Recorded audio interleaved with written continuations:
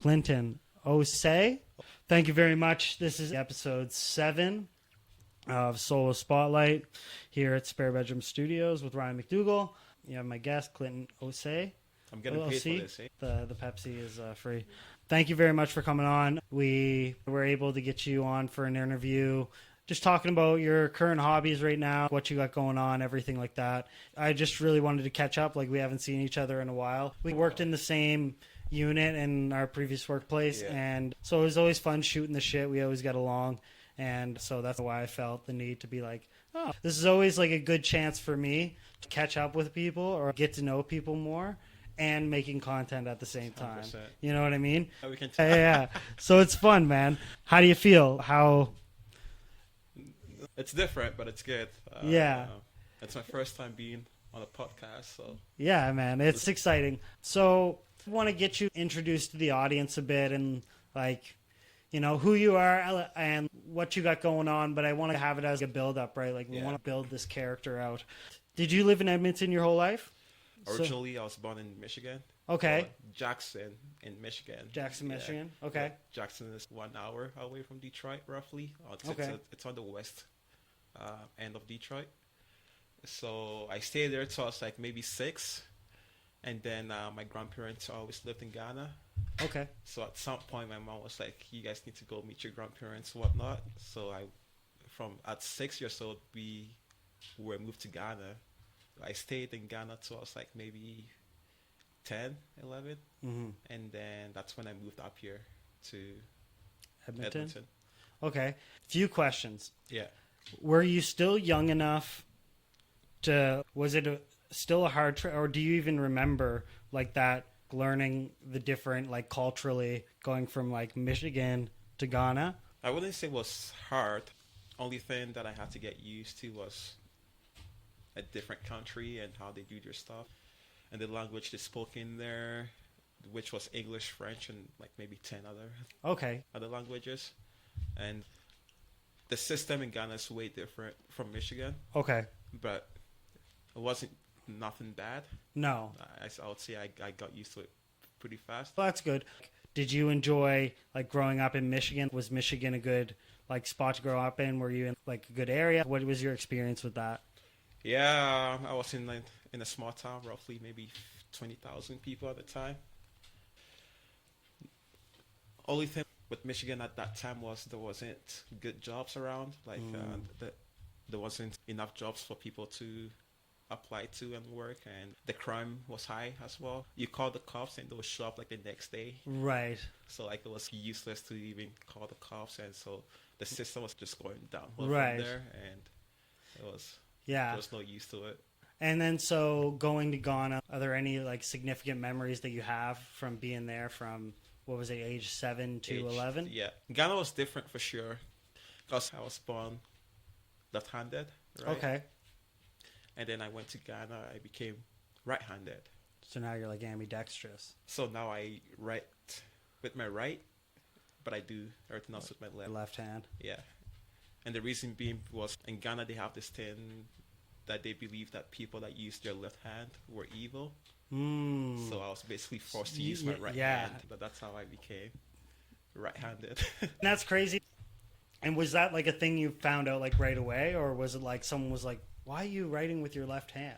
It was a thing. Or did someone have to tip you off and be like, hey? It started when I started school there. The teachers were keen on people using your right hand. Okay. And my grandparents also believed in it. So even at home, I was forced to use my right hand. Yeah, they're like, what are you doing? To do my homework and stuff like that. So just the next. So you, 11 years old, you get to... Now, what are your parents doing at the... My dad was up here the whole time. Okay. But my mom came to Ghana with us for a few months. Okay. And then she came up here. So I was mainly... It was me, my siblings. How many siblings? I was 2 at that time. 2 at the time? Yeah, my little sister and my older brother. Okay, nice. Yeah. And they all enjoyed it as well, probably. It's fun, yeah. It's always, like, moving and having to, like, gear to a different type of like thing, and Having to start all over. exactly, making new like your friend friends. group and Yeah. people you know and you're comfortable with, and then Yeah. going across to another country and being like, okay, now I have to start To something start new, all over. and whatever these cultural norms are and whatever it is. I So- like it. It showed me like it's right next to the ocean, Okay, so there's like a breeze to it as well. I'm not sure if it was Ghana, but like where there's a huge like music scene. Ghanaians like music. They like their songs. For sure. I know I forget who, there was like 50 Cent's son or something is like an artist, and like somewhere, I don't know. Yeah. I'll have to look Anyway, into- it's interesting because they have a whole different type of music scene as well. So then at 11, you come back, and whereabouts in Edmonton are you staying? on the West End. Mhm. Moved right up to the West End. So you go through school, no big deal. So then you go through school. Mm-hmm. You went to university. Where did you go to university? I went to. Grant McEwen. Yeah. And what did you take there? I did 2 years of corrections. I studied that, and then I got into the degree for criminology, Okay. but I haven't finished that yet. I remember when we both applied for that position at work, and then you got it over me. And then I was like, oh, fuck, it's because this guy got a degree. Oh, no, it's because I spoke to a bunch of different people, including Yeah. you, I which found kind out of it gave was- me some Yeah. tips on how to. That was a good humbling moment. I was like, I was butthurt for 5 seconds, and then I was like, yeah, no, get over it. It But- is what it is. No, that was fun. Once I found out, I made like joke of it. I was like, oh man, motherfucker. Like, but yeah, so you went to university, you did the diploma, and now you're in the middle of the degree. I'm finishing my degree part-time right now as well. There you go. So I'm like in the same boat as you are. Do Yeah. you take courses at all now, or No, I haven't been like No. 2 years now, no? but I have a year left. Yeah, So easy money. at some point I'll have it. Get it done. Get it done Um, before I get too old. Yeah.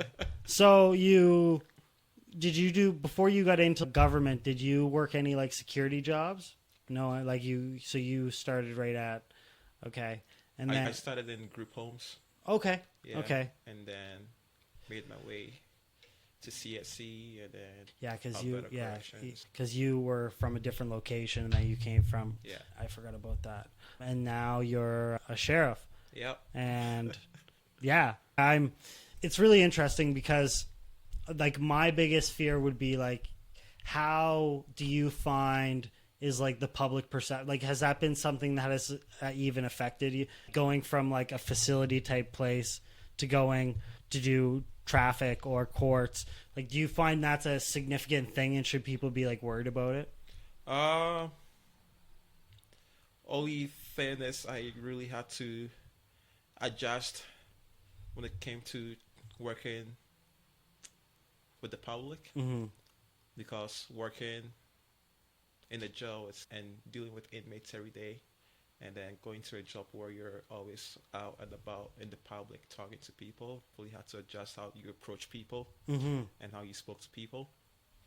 So I think that was one of the things that I had to get used to, that not everyone is an inmate, really. So Yeah, that would be the most interesting thing. And like, you have to have more patience with people, or a little bit more empathy, because they're probably not doing this with any sort of malice. Like, they're probably just a little thick in the head or whatever it 100%. is, right? So yeah, because I think that's a huge deterrent. And then when you look at it, your experience is working in some sort of similar aspect, like the courthouse, more like in your area, or doing the traffic and stuff like that. it depends on what you have going on at the time and what you like. Right now, doing highway patrol, you start your day at the office, you pack up your vehicle, and then you just hit the road, right? You pick a highway to go patrol, and you're left to do your own thing. You don't have like your boss telling you where to go, what to do, when to come back to your office and whatnot. So you have to plan your day and actually work that day. Mm-hmm. Whereby the courthouse is a bit different. You have Patrols. you're assigned like a courtroom, right? You go sit in the courtroom, you bring your inmate out if needed. You have your boss telling you what to do for most of the time. So if you have to arrest someone, you gotta call your supervisor and tell them this is going on, blah blah. Right. But highway's different, where you just do it yourself and then do your report, and then you tell your boss afterwards. Are you always with a partner, or are you by yourself? When I first started, I was with a partner. And is that like an FTO thing? It's an FTO thing. Right. Yeah, What's that, a year? The FTO training, 9 months. 5-6 months. I would say. Okay, yeah, that's not bad. But yeah, the And- first few weeks you ride with him, with your FTO, and then he's doing everything. You're just sitting in the seat, you're just watching how he approaches stuff and whatnot. And then after that few weeks, you switch seats, so you're driving, and now he's in. Okay. And then he's analyzing what you're doing. And then the next few weeks, you take your own vehicle, he takes his own vehicle, but he follows you around. Oh, okay. And then you do your stops, and then he's watching you, but he is in his own vehicle as well. Right. And then slowly you start to just go off by yourself and whatnot. So That's interesting. But I guess you need that level of training for... And are you... Like, you're given a duty weapon right away, or is there a waiting period between when you get your actual service weapon, or... no, it's right away because you do the training for it. So for me, I had to do... So I worked courts first. I did my 16 weeks of training for courts. Well, and you worked in Red... Was it Red Deer I was in before? Red Deer for a year. So you were in... Yeah, because I remember, because I was always trying to hang out with you. Yeah. And you were I like, was no, gone, yeah. I can only come on the weekends. Yeah. And it's interesting, too, because... And I don't want to derail too much, but I want to just say this really quick.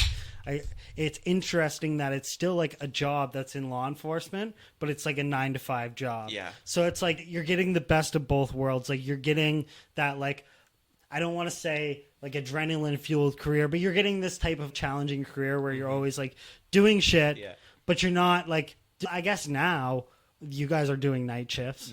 Now you guys are doing night shifts. So I guess I'm wrong. It was good doing the Monday to Friday. It's still a good gig. Like at least you can, the biggest like qualm that I have with working in law enforcement is the fact that you just can't plan anything.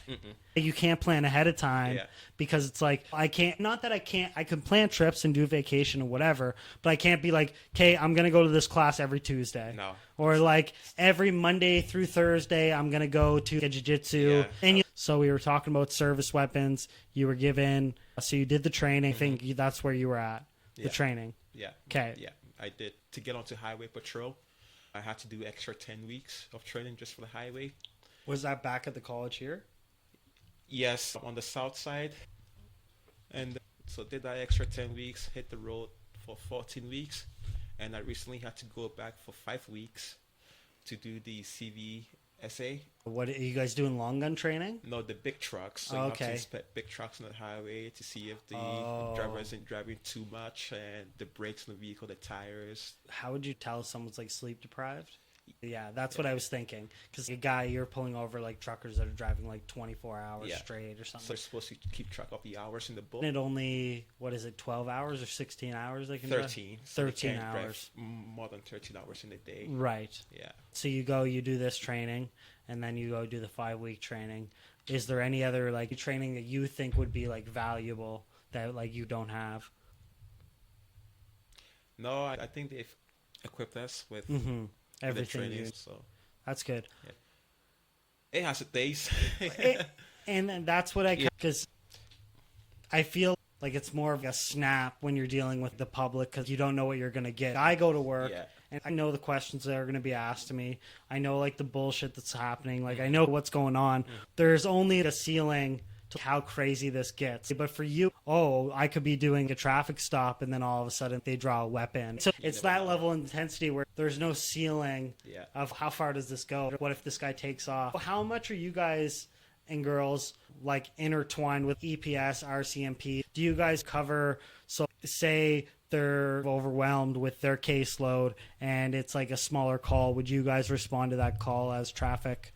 How that works is if RCMP needs us to respond to a call, what they do is we have something called a rapid response. Okay. Where if the RCMP isn't close by and they can't respond to that call, and if it's bad enough, our dispatch will send it to us. Okay.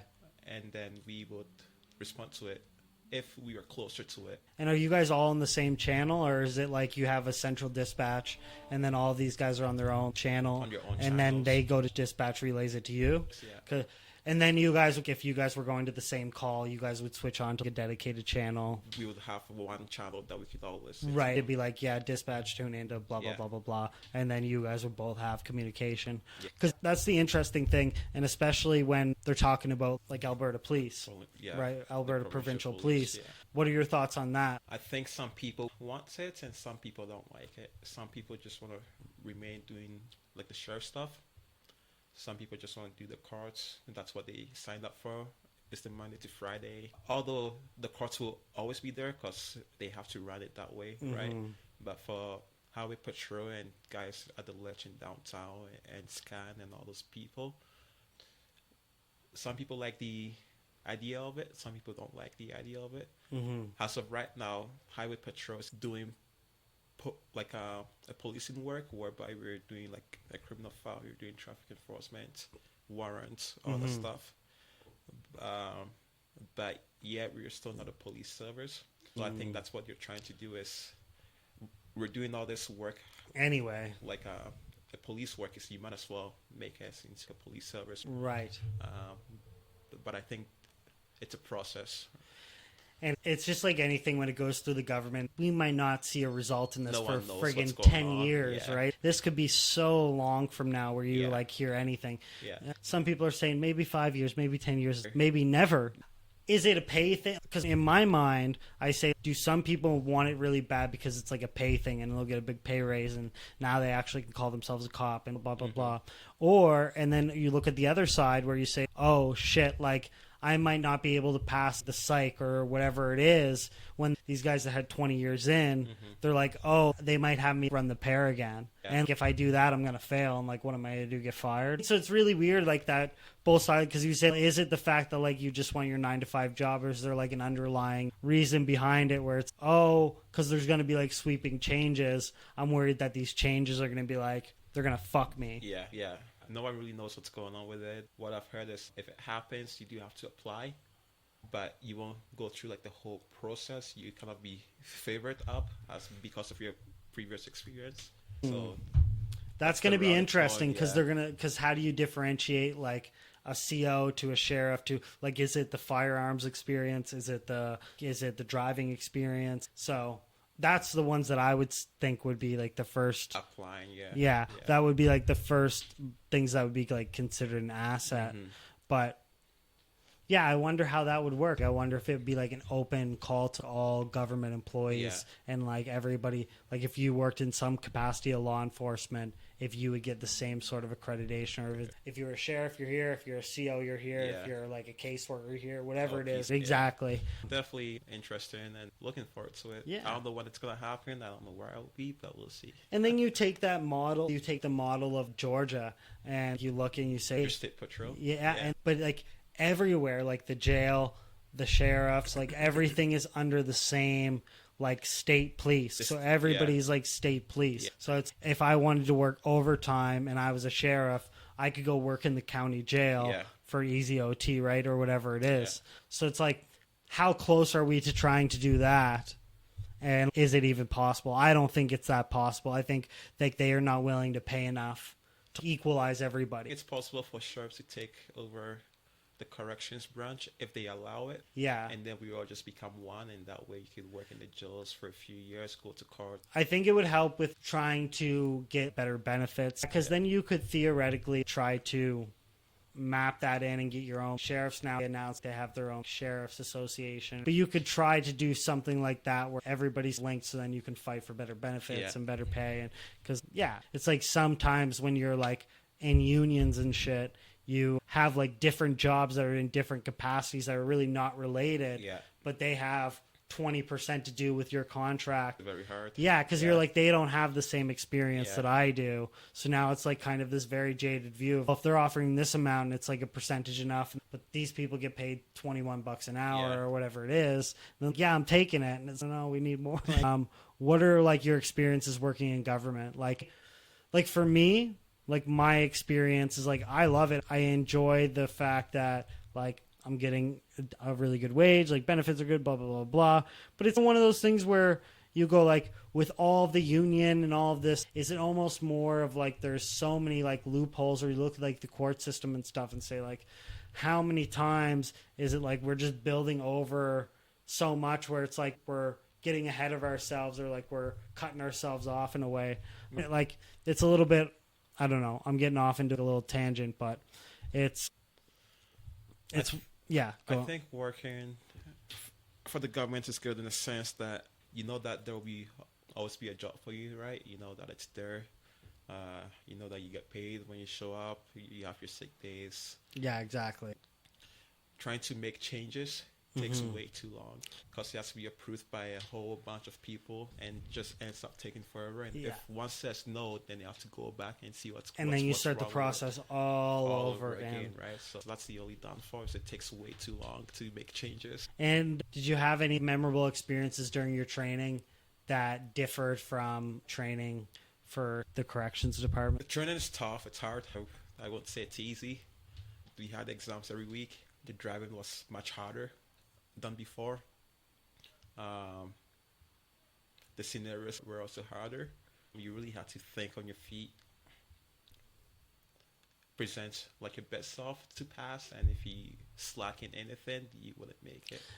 So do you think you put like mentally, do you think you put like pressure on yourself? Like, was the idea when you put pressure on yourself is, okay, now I'm carrying like a firearm, and if I have to, I might have to shoot. So do you think that's where the intensity of the program came from? Or do you think it's like the representation of what they're trying to make like be like? Because some people go, oh, this is a very like big task that I'm going to like Spider-Man, like with great power comes great responsibility, shit like that. Or some people just go, oh, I know I have to represent like this outfit, this uniform. If I shoot someone, it's not a big deal. They're taking it serious in like a totally different way. Yeah. Do you think it might be a whole like accumulation of everything? Having a job that allows you to carry a firearm, you need to be able to take pride in that, and also a situation that happens is a dynamic situation, right? So you always have to assess what's going on at that time. If you pull a trigger, you better have good reasons as to why you pulled it, right? Because the biggest thing is it's either your safety is at risk or the safety of the public is at risk, right? Right. And it has to be like a immediate thing, right? You always have to have a good reason as to why you pull a trigger. The training, you just have to study lots and know your stuff for the exams, and it's like stages. You pass the exams, you pass the scenario, you pass driving, right, and then you pass your FTO, and then you keep going. But that's good. It's good that they have those kind of checks and balances, because like you're taking on a lot of responsibility, right? Like it's a ton of responsibility wherever you land in like a law enforcement thing. I think there's always that like shock to the system where it's, oh, I had an idea because I watch TV or I've been told by friends what the job is like, and then I do it and I'm like, oh, was I ready for this? Am I in too deep? Et cetera, et cetera. But that's, I don't know. It's almost one of those things where you just say to yourself like, okay, would I want to be in any other job that doesn't challenge me like this? And the working with people and like learning to figure people out and how to like navigate that is probably one of the best skills you can have, because you're just like, oh, I like, this is going to help me in my professional life. This is going to help me in my personal life. I'm going to be made more able to analyze a situation. Like, but then it's how much you balance that with those hyper stress moments. And then you say, how many of those hyper moment lives do you get before you're like, yeah, fuck this, I'm out. You know what I mean? Yeah. I said to a couple coworkers, I have no decision on when I want to get out or when I want, how that works. But I know in my head, there's a countdown. Yeah. Do you expect to be in law enforcement forever? That's a good question. As of right now, I don't know. I don't think I'll be in there forever. How I work is I like to try new things. I caught you looking at Vancouver PD and stuff. Yeah. And I was like, oh, this guy just wants to do everything. I like to try new things and I like to learn. So I'll try it. I'll learn as much as I can. I'll learn everything I can in that field, and I'll move on to the next one. Learn everything I can. Once I feel like I can do everything in that field, then I'll move on to the next good thing type thing. Myself right now, my plan is to just stay in highway for a bit, and then eventually I want to go to the training academy to teach. That's my plan in the future. Have you had any like leadership roles in the past, like leadership, A supervisor role. or have you coached before? Yeah, in the past I coached on the on the YMCA Okay. for soccer and sports like that. Okay. But it was for kids, I believe, like roughly between the ages 11 to 4. So it's like young kids and just trying to teach them like the basics. You're almost like herding sheep. Yeah. But that's good. It's a good start. You know what I mean? It's a good start to even just get good at your public speaking and shit like that, where I always say, even when you look at instructing, it's everything's fine and dandy and people are like, oh, yeah, like I'm good. And then you get up there and you're like, You have no clue. and you're like, oh, fuck. Yeah. And then you see someone. Yeah. So it's interesting because the people that prepare themselves and they like get themselves ready and they have a good perspective, they make it. And then you have other people that are like, I don't need to do shit. I'm naturally a good talker. Like, I'm going to be fine. Yeah. And then they get up there and they don't understand. Yeah. They don't understand there's actually like a mechanism to it. And there's actually like a way of like, even when like I coach soccer, like my coach would get after me because I'd always fold my arms. And he's, do you understand that folding your arms is like a defensive stance? Yeah. So then when like the kids are like looking at you, they think like you're like displeased about like something. Right. And like they don't want to come ask you questions because like you're guarded off. You're better off like keeping your hands to your side, like, just little things like that. Even for teaching, of like how much am I like monitoring the room, how much am I like getting like that class engagement and shit like that. Which is huge, right? Yeah. You also want to see people do well if you get into that role, right? And the thing is, I think too that like when you look at the job itself, you say like the people that are good instructors are also good employees. Yeah. Because like they're doing like, and this isn't like crass or anything, but like the same manipulation tactics like they're using to not have this guy flip the fuck out when he's getting a ticket is the same that he's using in like a class of 23, right? Like he's using these same tactics of, okay, this is how I'm going to get these guys to like bond together. And this is how I'm going to deliver this course and whatever it is. But it's just another learning experience. Just like you said, you're going into these different flows of I'm learning this and then I'm moving on to learn this. And I think probably one of the big things now that would help you is finishing the degree. Not add on to my, and not it would be like a worldly experience where you're like, oh, I know so much more. But it's one of those things where simply the fact that you have the degree just opens like thousands of jobs where you're just like, oh, now that I have that degree, like I don't have to have X amount of experience of work. It works itself into place. And it's really crazy because I just interviewed Leif Wells, and I'm sure you remember. You'll see him on the podcast. You'll remember him. Big guy. He's bald head. He was talking about how like people think university's like useless now. Like people think it's corny because they're like, oh, you're going to get a useless degree. You're going to spend all this money. You're going to stay. Like one of the biggest things that I could agree with is like staying on residence and shit. Yeah. Like I stayed on residence for my first year and I think it was like 27 grand. And then I stayed off residence and rented a house. And it was, my tuition was 11 G's. Okay. So I was like, so when you factor in, I think like the residence was like 7-8 grand, and then the meal plan was like fucking 7 grand, right? Yeah. Do you need uni? Yes and no. Depends on what you want to do. If you want to work oil and gas and just do your thing there and make a shit ton of money, then you don't need a degree. But if you want to be a doctor or like a social worker, that's or even just move up in upper management. Even for a business owner, you don't need to go to school for it. No, like people get like degrees in what's it called? Oh, I forget what it's called. Like business. Oh, it starts with a C, but I forget what it's called. Commerce. Yeah. I think you can learn from people and start your own business. And it's funny too because I'm gonna leverage another part of that interview I had with Leif Wells. We were talking about his uncle learning guitar and how he would have to listen to records, and it was probably significantly harder. But now, the importance of taking a course in his uncle's era was huge. But if you look at it now, I don't have to go to Long and McQuaid and take a course to learn piano. Yeah. So you just look and you say, okay, I want to learn philosophy. How much can I just doom scroll YouTube about philosophy videos before I have a general idea, or AI, or, any of this shit, right? Where it's like, there's so much access to information where you're like, do I need to go spend my money on this formal education? Times have changed. It's a crazy world, man. You have access to everything at your fingertips now. Do you think that kind of access, or do you think that kind of like ease of use is going to like slowly come into like the policing world, where it's like they're going to get like certain things that are going to be like AI, like license plate detectors. So you're not even going to have to look shit up. It's just going to, as you're driving by, it's just going to be like green, red, pull over.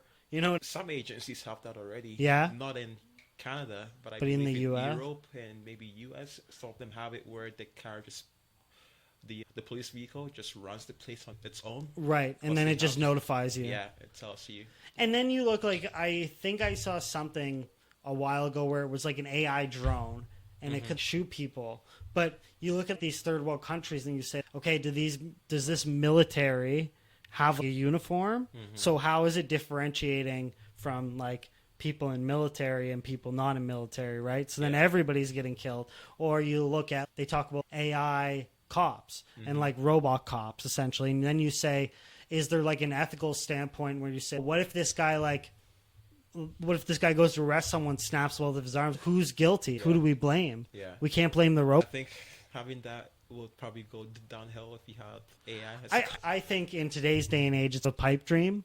Like, I think we may see it, but I think you or I will be in our later stage of life. We'll be elders at that point where there might be a pilot project or there might be something, but you never know. I even said to someone the other day that you look at how fast shit happens. Until the internet happened, it was like a stalemate. And then within 10 years, 20 years, look at what we have. And now AI is coming out and those advertising commercials and shit. And you say, what happens when a percent of the population, like, it becomes just as normal to have a cell phone as it is to use AI, where it's, we have the internet, then we made this, then we made this, and now we leverage all this to make fucking this. You know what I mean? And then it's like, next thing you wake up and there's flying cars and fucking we're on visiting only type just thing. A matter of time. What do you think? Do you use AI at all? I've never used it. GPT, nothing? No, I heard it does a lot of stuff.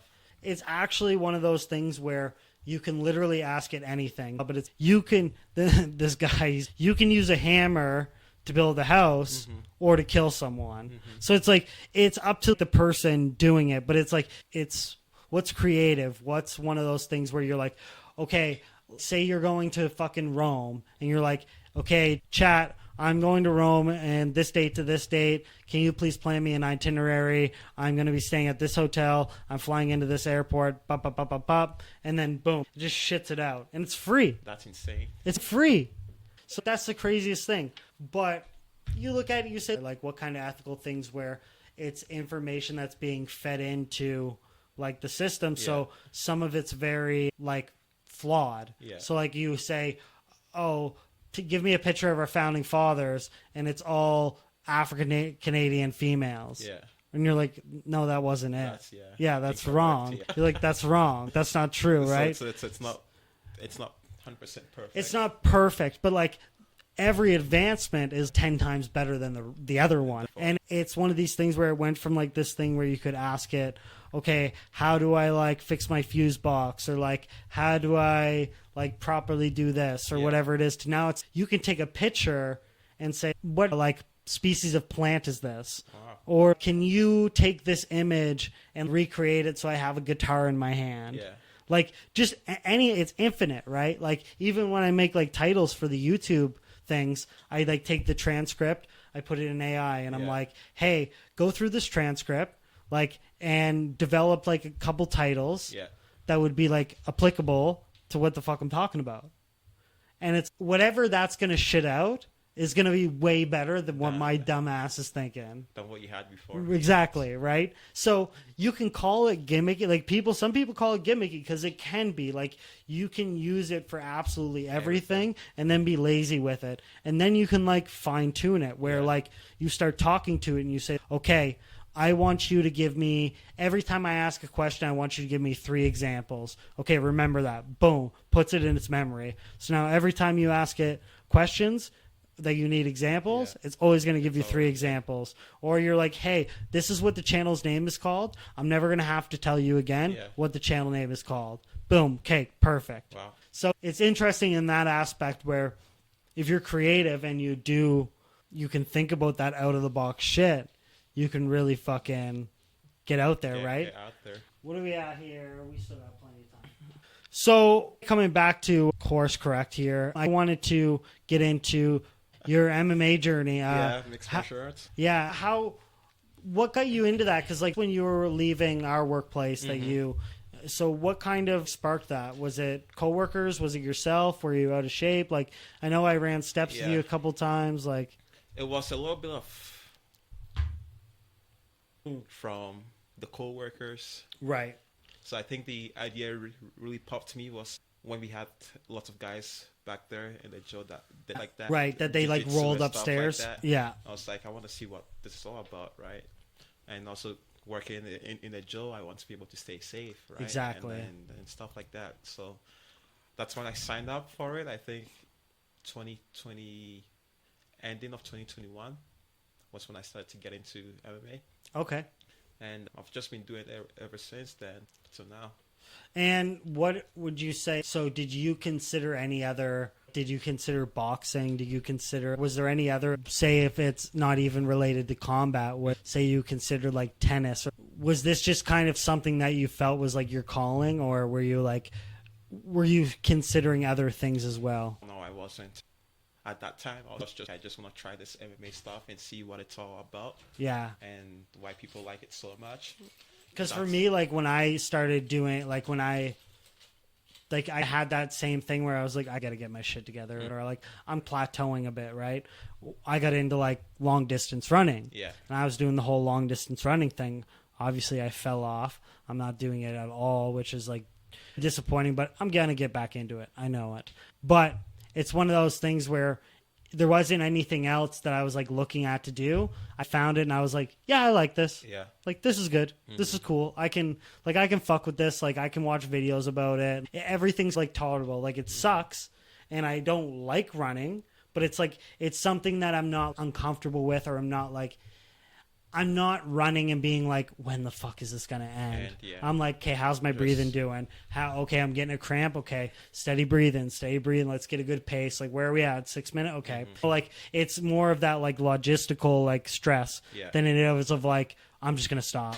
Like, I'm just gonna stop. I'm just gonna have to work through it. And like a lot of people that I interviewed on other podcasts, the biggest thing they have said was, it's not that hard if you to do it. It's very easy to go hit the fucking bag for an hour if you're actually getting everything that you want out of it, if that makes sense. That's really cool. And that just fit your puzzle. You know what I mean? That was just a puzzle piece that kind of... Yeah, and I think...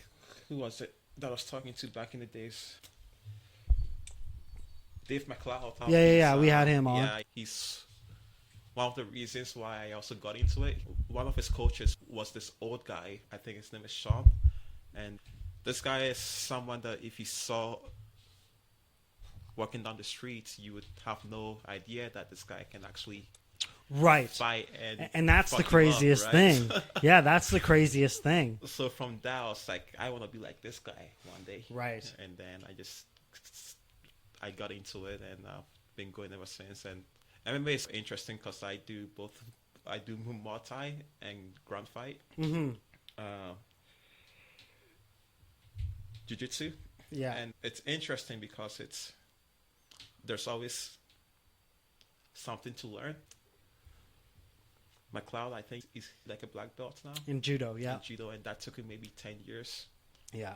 To get to that point. And he's black belt in jiu-jitsu, I believe. That's my goal, is just keep going until I hit that 11-year mark to see where I'm at, right? Do you find it's a disadvantage for you being like lanky? No, because they always say like with jiu-jitsu and stuff like that, because like you just have more, like you have less leverage because it's just easier to like base off of, like especially when you look at like submissions and shit like that in the ground game.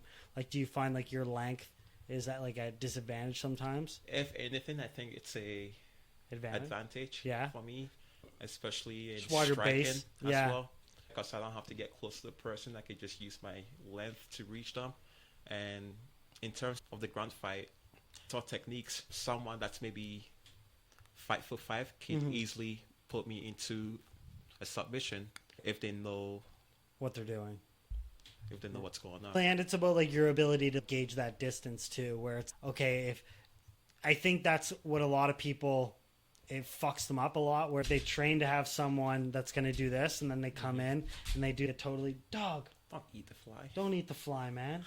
And like they come in and like you're like expecting one thing, and that's like the beauty of MMA, where it's like there's so many things to do where There's you a just lot. don't know Yeah. what like.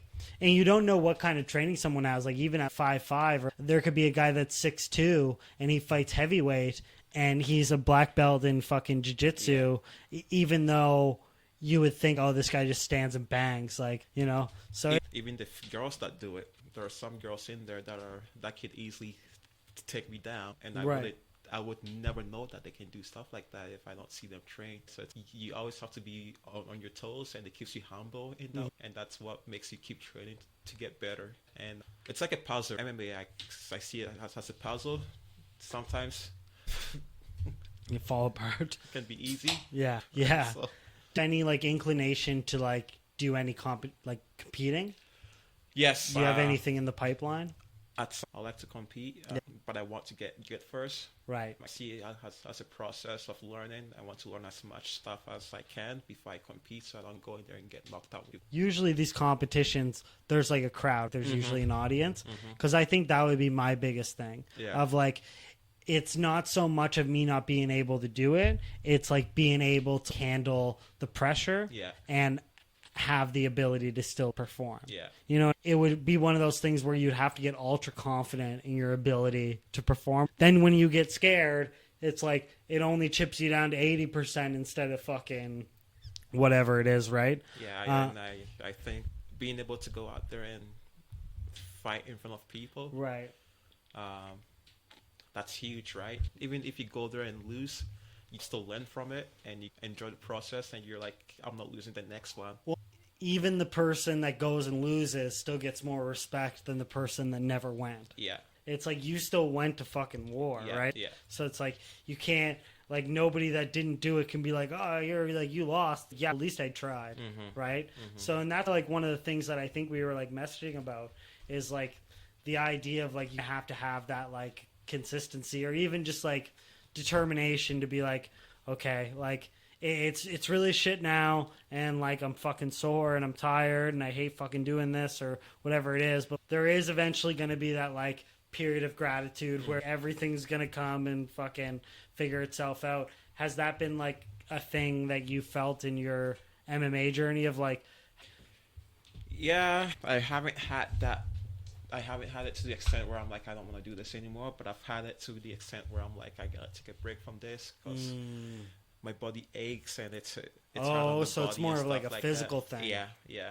But then I see some people that I'm like friends with. There's this one guy named Wilson, and this guy, I look at his profile and he's like training every day. Yeah. He's doing cardio. He's training maybe two, 3 times a day. He eats healthy, like he's doing everything right, and I've just seen him grow so much. Because when he first came into that world of MMA and stuff, I sparred him a few times, and I was like, I could take on this guy. But now he's hustling. He's put so much time into. So you guy training that much, is he putting like that same effort into his home life? Is he putting the same amount of effort into his work life? Because that's what I always worry about is even with the podcasting or even with working overtime, you say like, how much am I doing one thing before I'm letting everything else sink to a critical level? Yeah. And then you don't realize until someone, you haven't given me enough attention over months and months, and now I'm leaving. So is that just what it takes to get there? And is that just like the unfortunate, like some people say it's about consistency, and then you have other people that go, no, you actually have to lose your fucking mind. Like if you wanted to be that great, like you have to be crazy. And if you're not, Yeah. then like you're never going to get to that level. So like you have to be willing to let everything fall apart around you. And then you're like, that's a crazy fucking concept. I would say you definitely have to make a sacrifice. I think that's a good word to use. Is, you gotta give up some home time to become great. You gotta you need to give something up. But what if they're like, hey, like we have the opportunity for you to train with this guy, but it's your child's fucking birthday. But it's like the amount of like career progression that you're gonna get from being able to spar with this guy. It's like those moments are like inevitable. Yeah. So then you look at it and you say, okay, in a perfect world, I'd be like, okay, no, like I have to tell my employer that I can't, blah, blah, blah, blah. But you're like, what happens socially? What happens financially? What happens, what happens with my team? Like, what if my whole team was like, yeah, we'll meet you there to help you train. And then you're like, no, it's like so it's like, these are very tough decisions. And I think that's something that gets like very overlooked with the people that are like, really like the superstars, right? Like you look at a guy like, I don't know, Kevin Hart, you say like, how many divorces this guy had? Or you say, is that simply because that like some people just can't hang on for the fucking turbo drive? Do you know who Alex Pierre is? Yeah. So like, I look at that guy, right? And from a guy like, he just did tires. like where he's at right now and where he was before in the shop making tires and stuff, and now him being like a champion for UFC. He's also giving up a lot of time with his kids because he's always training in the States. Like he's always training somewhere, doing something to help him become better. But at the same time, in that process, he lost his like a lot of time with his children. Yeah. And his kids always come to his fights.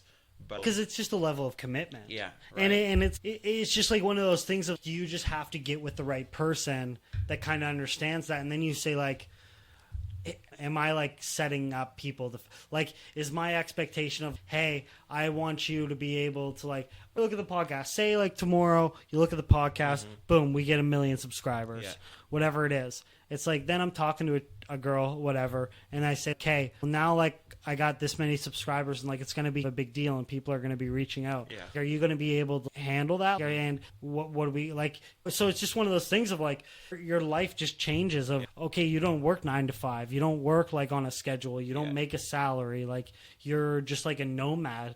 You got to find someone that understands. And then what's the expectation? Like if I'm off all day, but I'm still making a shit ton of money. Is there still, I expect dinner to be cooked every night. I expect the house to be clean. Because like in your head, you're like, I don't see this person doing anything. So just like a passive income? Right. And then you say like, how much does that like fuck with the dynamic of like a relationship? Because you don't see someone actually doing like that work. You don't see them going to work. So you're like, well, what the fuck are you doing all day? So then it's, how does that change with like relationship roles and like household dynamics where it's now because you're home all day and this person's working, even though you might make 3 times more than her, or it might be the other way around, whatever it is. It's like the expectation is you have to have all of these other things that you wouldn't have done even though you're making that money. So it's like you're never at home because you're a comedian, you're touring all the time, and then they're pissed off because you're at home 7 days out of a year. And then you're like, what do you want? Do you want to live in a big house and have this shit and be able to do whatever you want? Or do you want me to be at home making nothing? Yeah, that's probably why it comes down to you got to find the right person for that stuff. You gotta I feel like you need to sit down with your partner and talk to them about what's going on. This is what I plan to do. Can you handle it? And some people may like it, some people may not. It depends on your partner. I find it really crazy, like especially when you get to that type of level of like when you look at a guy like Alex Pereira or Dustin Poirier or Max Holloway, where these guys are legitimate bangers. Like, these guys fucking go. And then you look and you say like, what is their dynamic? Or like Sean O'Malley, where this guy makes so much money. I can bang whoever I want because I make this much money. Like my wife just understands, even though we have kids, I might slip up and I might cheat, and that's okay because I make millions and millions of dollars. And that's another dynamic too. Like what the fuck? That's a moral thing. I think I already asked this, but So you are like looking in the near future of doing a fight. I want to give myself another year of training. Now, will it be like just standard MMA fight, or would it be So MMA is like a mix of striking and ground fight. right? So that's what I'm planning to do. I prefer the striking much better than Right. ground fighting. But yeah, the plan is to just keep training and just try to Is there learn as lots of much. opportunity here in Edmonton to get on like a card? There is, Yeah. yeah, they're the ones that'll find like the fights and then try to pair you up with someone and whatnot. Right. I wouldn't say it's too hard to get a fight. You just have to train and find the right person to match your training and then go from there. All right. I think I've taken up enough of your time. I've really enjoyed the conversation we had. But yeah, no. Yeah, I think we're hitting our hour mark here. Really enjoyable. We went through a lot of cool shit. I was able to learn a little bit about you, catch up with you as well, see what's going on with you. We'll definitely be supporting you with any events or whatever. So you just keep us posted. Thank you. No, it was All good, right. man. I appreciate you, dude. Until next time. Until next time.